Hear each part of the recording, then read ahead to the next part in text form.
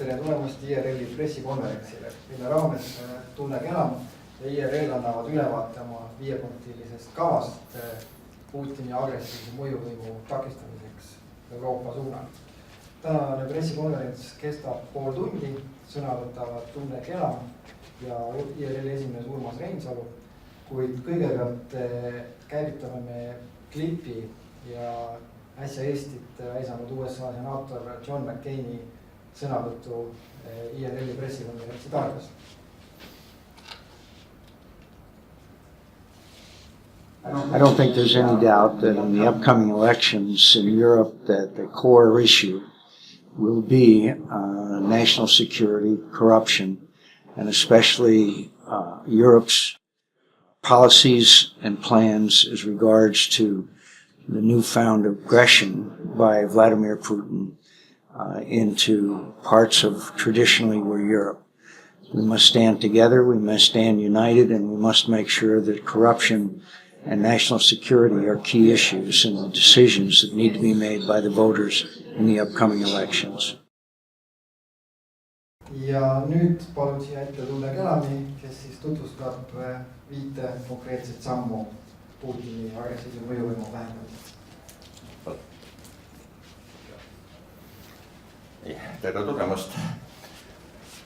Eile ja täna on Euroopa Parlamenti viimane täisistung ja homsest peale senine koosseis lahkub, läheb laiali, algab valimiste periood ja see periood on vägagi riskantne, sellepärast et tavaliselt Euroopa Parlament on see, kes on esimesena ja jõuliselt reageerinud igasugusele agressioonile, rahvusvahelistele kriisidele, inimõiguste katastroofidele.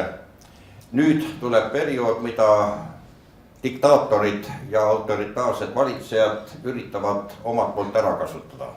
See tähendab, parlament täiskoguna ei saa kokku tulla. Tõsi küll, saab tulla kokku väliskomisjon, mille liige me oleme andnud selle lubaduse, et me jälgime ja reageerime, aga see on siiski teisejärguline, kuigi mitte vähetähtis. Nüüd küsimus on meie algatusega seoses.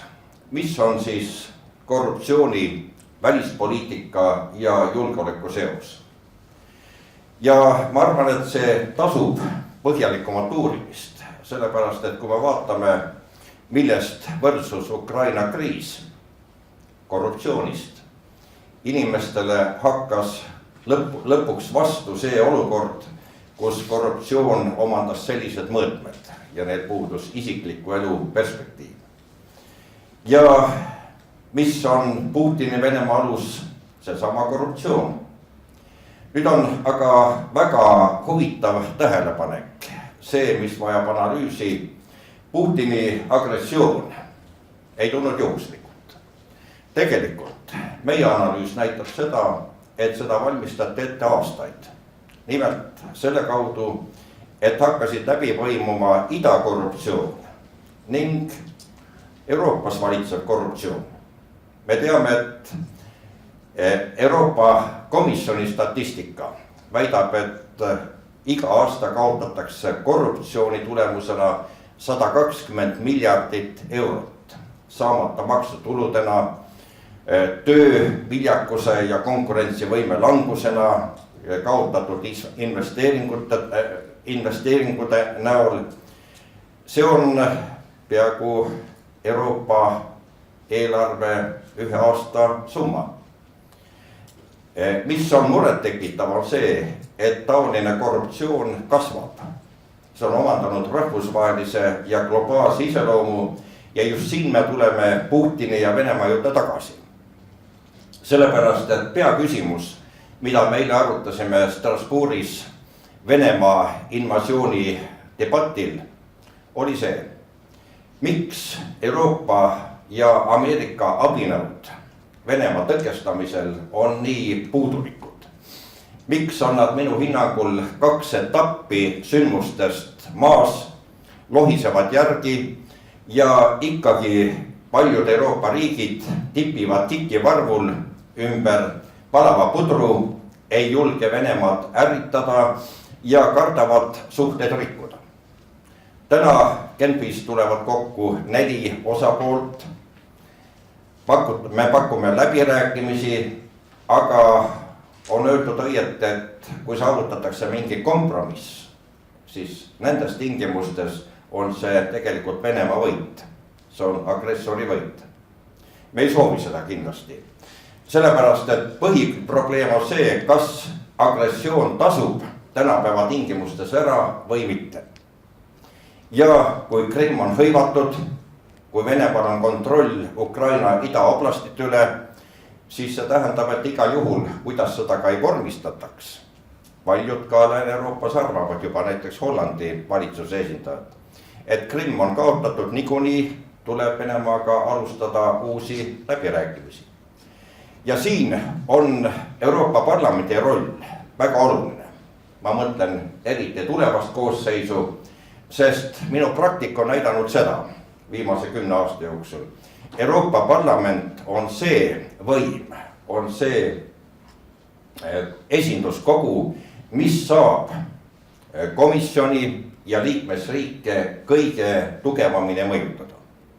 Sest Euroopa Parlamendi sõnal on kaalu ja teiseks Euroopa Parlamendis on palju lihtsam leida üksmeelt ning saavutada häälte enamus jõuliste otsuste kasuks, mis austavad õiglust ja austavad riikide puutumatust. See kehtib eriti Ukraina kohta. Eilne debatt oli Strasbourgis selles mõttes lootustandev, sest valdav enamus kõnelejatest oli sellel arvamusel, senised abinõud on ebapiisavad Venemaa agressiooni tõkestamiseks. Millised need abinõud siis peavad olema? Ja siin on nüüd meie IRL-i ja minu pakutud ettepanekud.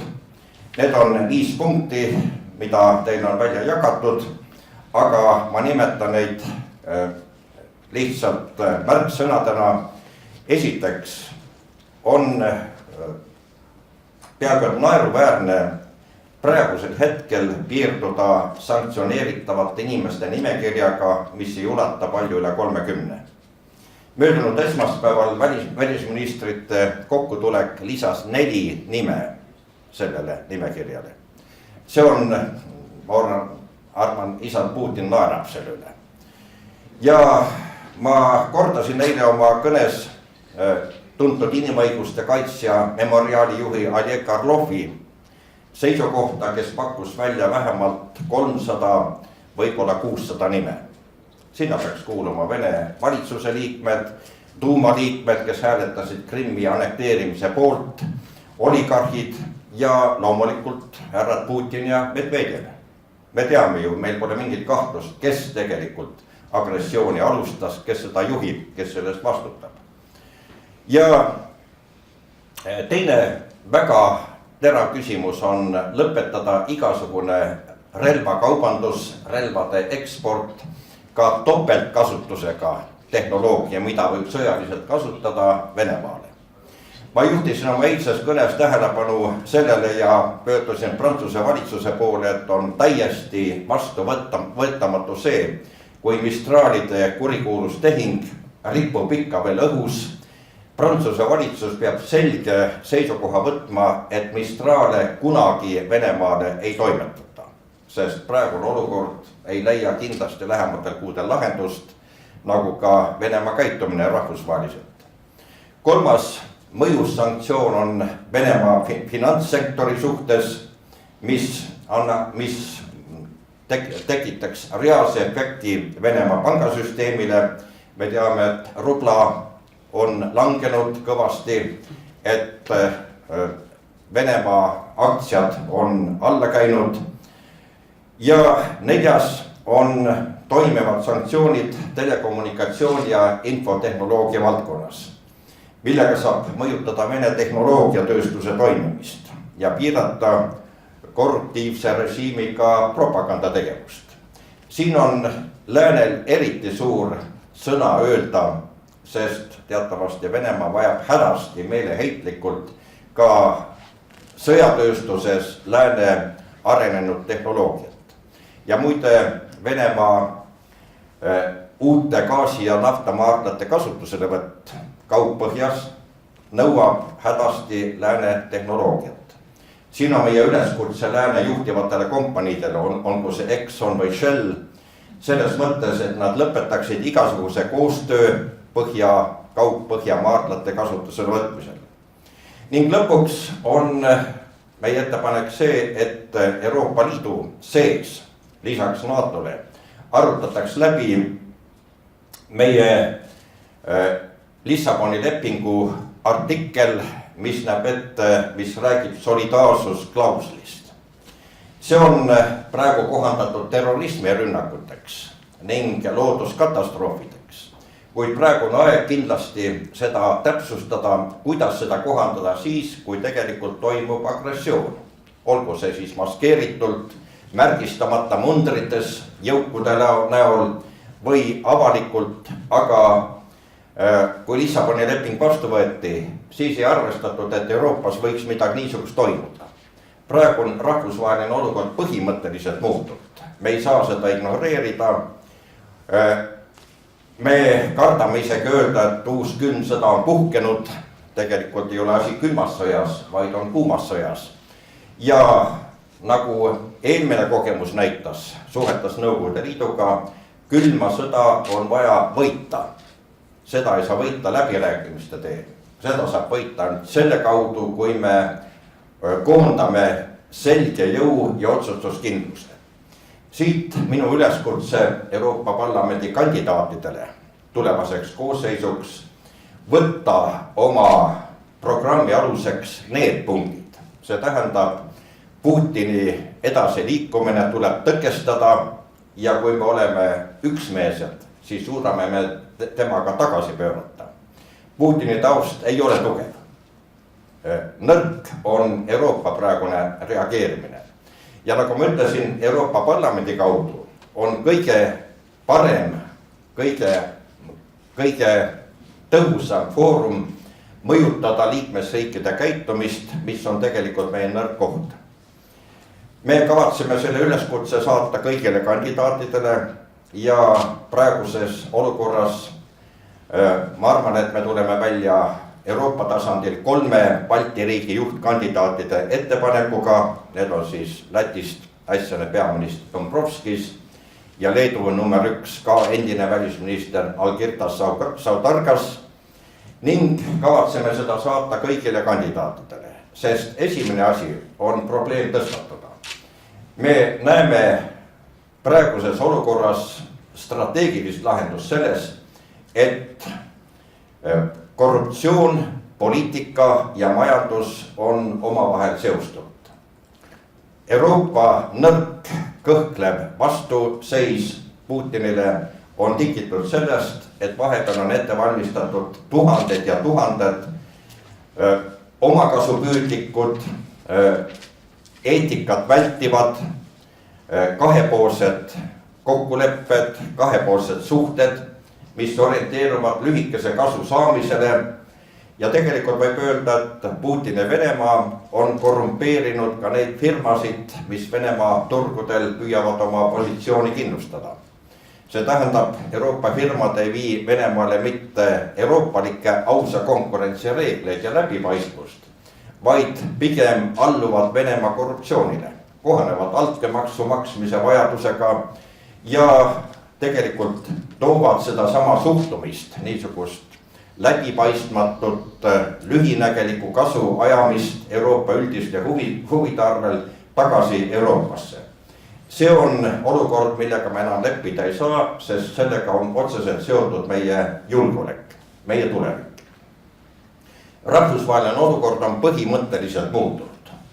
Me peame seda teadvustama ja Euroopa Parlamendi kandidaadid peavad sellele reageerima. Meil on vaja tulevast Euroopa Parlamenti üles ehitada nii, et sinna kandideerivad ja sinna valitavad inimesed tuleksid juba selge nägemusega ja selge programmiga, mida meil on vaja teha, millised on meie põhiülesanded ja need on korruptsiooni peatamine. See tähendab ühtlasi meie välispoliitilist julgeolekut ja rahvusvahelise stabiilsuse taastamist. Aitäh! Aitäh Tunnele, nüüd me vaatame korraks Bono klippi ja tema sõnumit EPP kongressil, mis puudutab siis korruptsiooni ja seda, kuidas Euroopa peaks edasi liikuma.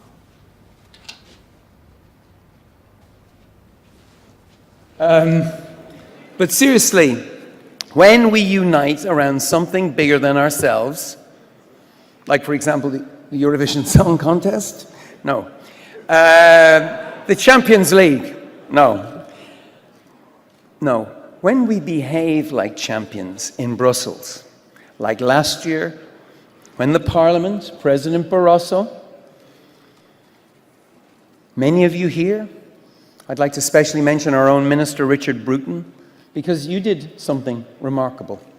You passed an anti-corruption law requiring oil and gas companies to make public what they pay for mining rights, so that in poorer countries, more of the wealth under the ground ends up in the hands of those that live above it. Champions, thank you. Thank you. And now, right now, you're working on an anti-money laundering law, one that demands shell companies and trusts to tell us who actually owns them. So corrupt monies cannot be hidden away. There's a transparency revolution happening, and Europe is at the forefront of it. This is daylight. Without it, you cannot fight the corruption that keeps the poor poor, and you cannot fight the secrecy that keeps the corrupt rich. If anyone wants to see how this plays, when you've got no transparency, you might ask our Ukrainian friends. We've all heard about Yanukovych. He's not Irish, by the way. We've all heard about Yanukovych and his vast, opulent mansion, which might make even a rock star blush, a bit excessive. You may have read Global Witness, and a Ukrainian NGO are reporting that this palace was part owned by an anonymous UK shell company. Perfectly legal, perfectly corrupt. When Europe stops and exposes corruption, Europe reveals its soul. We have soul in Europe.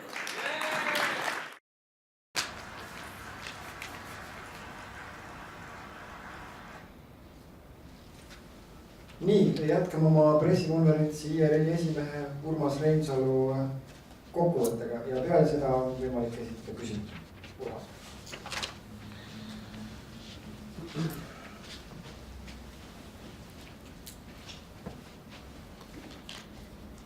Senaator McCain ütles, et Euroopa on pidanud vaid koosolekuid ja see ei ole peatanud Putinit.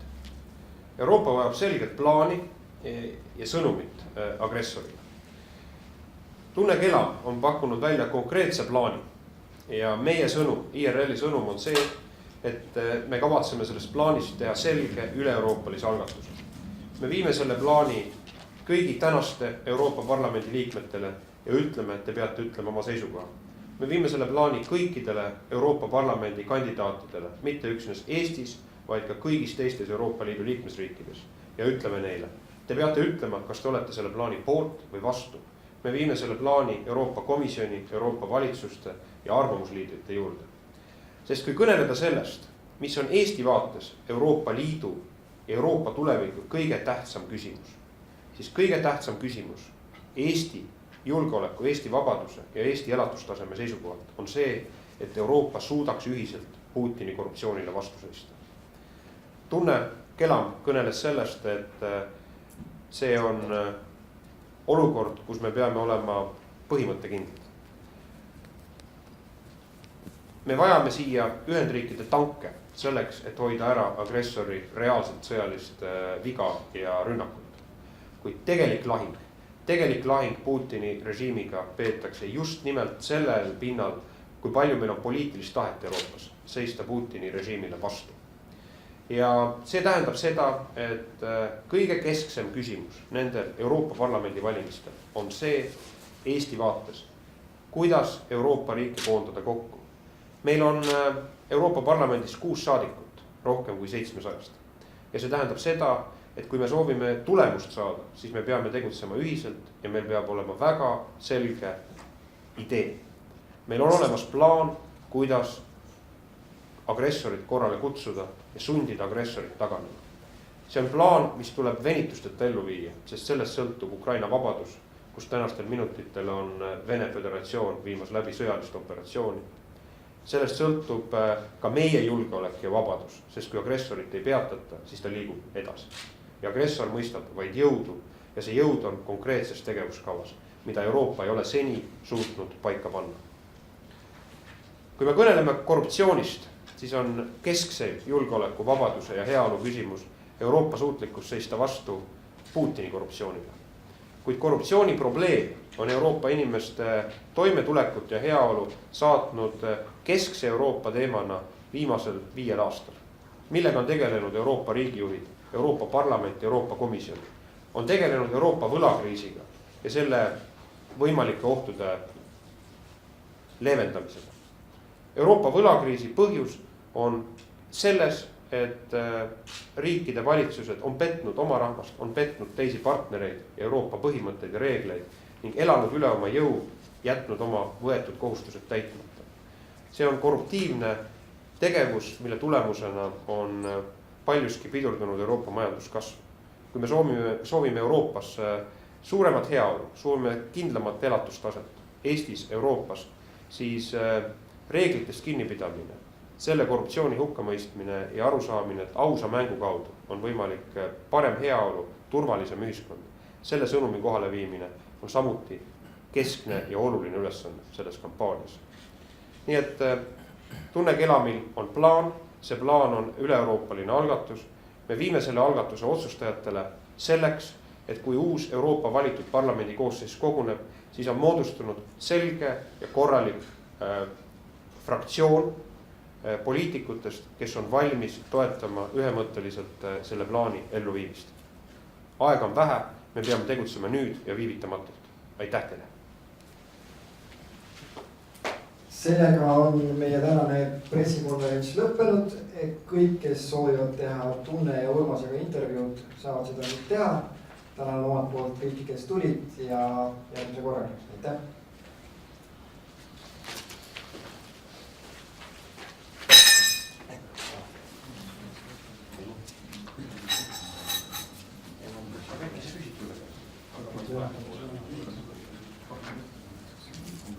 Just see konkreetne senese liidikauga need on juhustamised kuulub mida omasid Vene riik. Oi, mis aegsus täna? Mis sul on parem? Enne see üks, see